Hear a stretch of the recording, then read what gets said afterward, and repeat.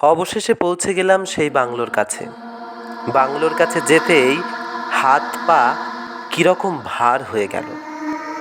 তারপর আরেকটু ভেতরে যেতেই দেখি বাংলোর ভেতর থেকে একটা কান্নার আওয়াজ ভেসে আসছে আমাদের দিকে। আমি সঞ্জুকে বললাম, ওই দেখ, কে যেন কাঁদছে। আর সঞ্জু আমাকে জোরে ধমক দিয়ে বলল, চল তো তাড়াতাড়ি ভেতরে যাই। তাই বলে আমরা দুজনে ভেতরে ঢুকলাম।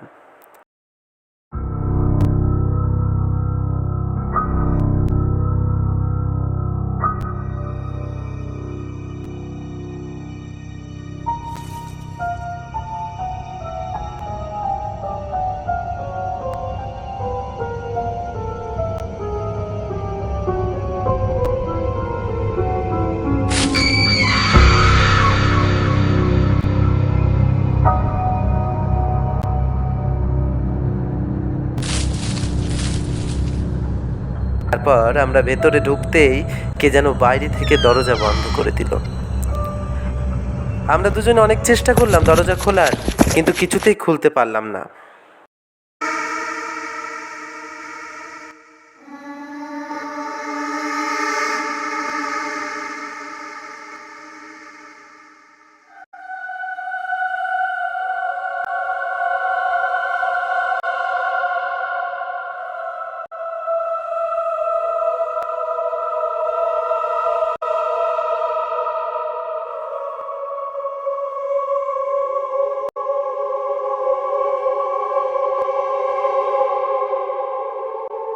তারপর কিছুটা ভেতরে যেতেই মনে হলো কে যেন আমাদের পেছন দিক দিয়ে চলে গেল।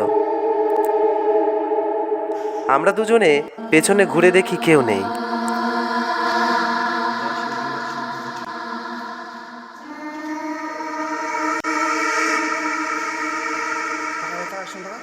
হঠাৎ পাশের একটি বন্ধ ঘর থেকে কান্নার আওয়াজ আসলো।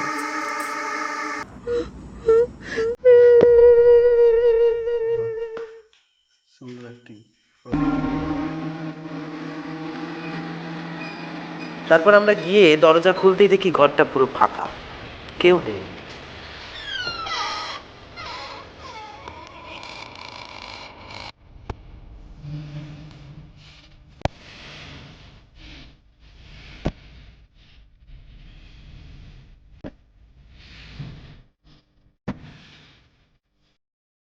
আমরা ভাবলাম তাহলে কান্নার আওয়াজ মনে হয় ওপর থেকে আসছে। তাই বলে আমরা সিঁড়ি দিয়ে উপরে উঠতে যা দেখলাম,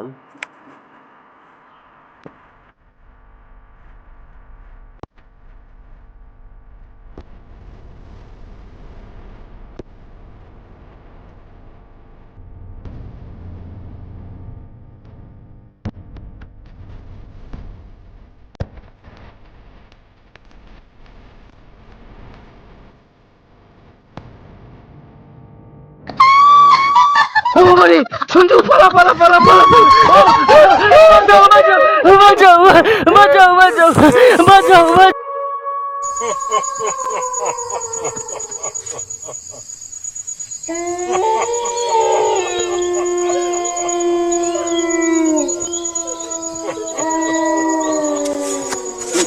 করে নিষেধ করলাম, আমার কথা শুনলি না, তাহলে এবার কি হলো তোদের পরিণাম? যা, বুড়ি এবার তোদের আশ্রে আশ্রে মারবে, যা।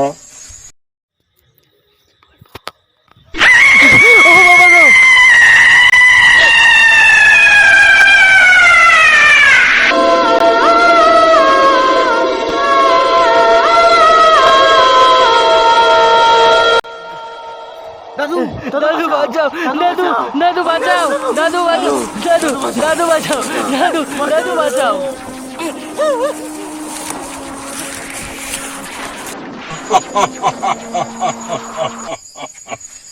তোরা আমাকে বললি যে আমি যা যা খেয়েছিলাম, হ্যাঁ?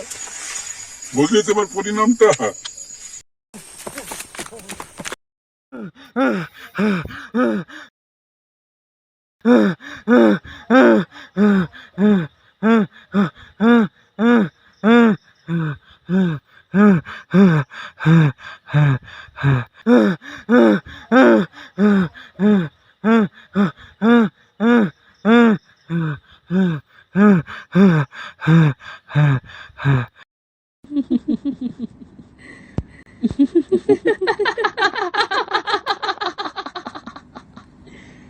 Kenapa tak tidur lagi, ha?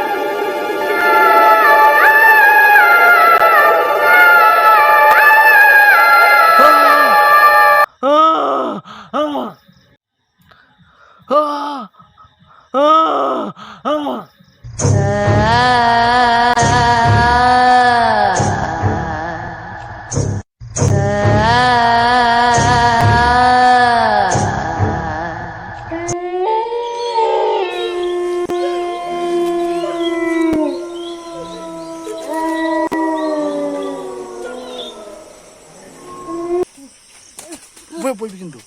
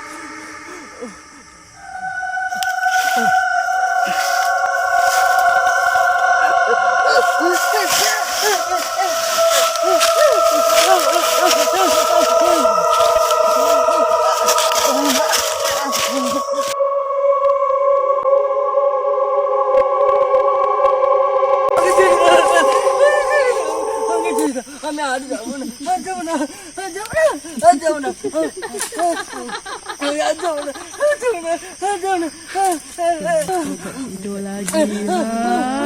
আমি আর যাবো না, আমাকে ক্ষমা করে দাও। বাঁচাও, বাঁচাও, আমি আর যাবো না, আমাকে ক্ষমা করে দাও। বাঁচাও, বাঁচাও,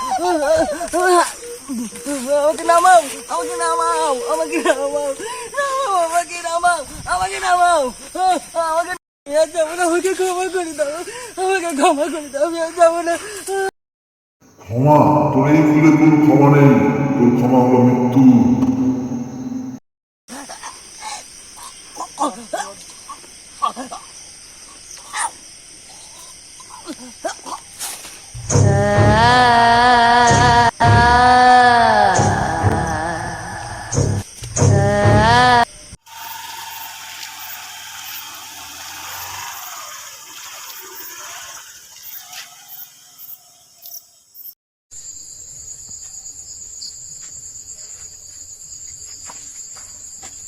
মনে হচ্ছে যেন আবার কারা আসছে এইদিকে। যাই, আমার কাজ আমি করি, তাদের নিষেধ করে দেখি। তারা শুনলে ভালো, আর যদি না শোনে তাহলে ওদের মতো পরিণাম হবে।